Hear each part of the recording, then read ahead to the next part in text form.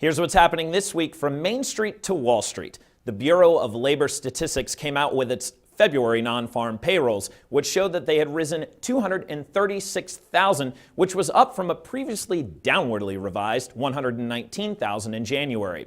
Maybe even better, we saw the unemployment rate tick down to 7.7% from a previous 7.9%.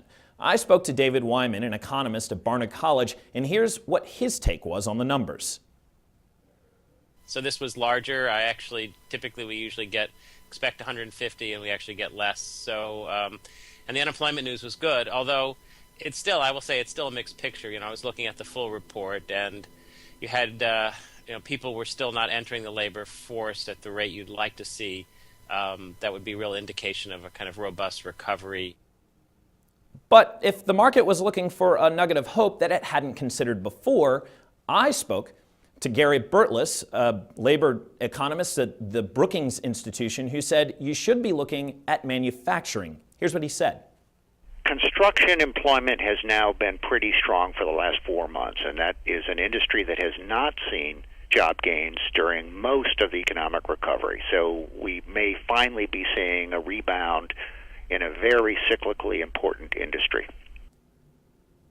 After all the warnings of the upcoming sequester, which went into effect last week, it seems that the markets don't care at all. The Dow Jones Industrial Average closed at 3 straight record highs this week. The S&P followed, also rising in the same amount of time.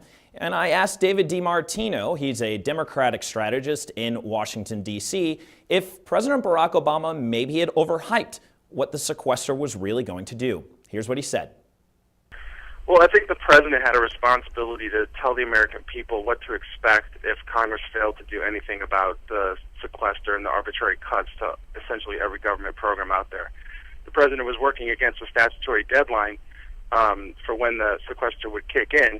He never said that all the cuts would happen on day one, but he was trying to let people know that there are serious consequences for Congress's failure to act. That's what's happening this week from Main Street to Wall Street. I'm Deaux, The Street.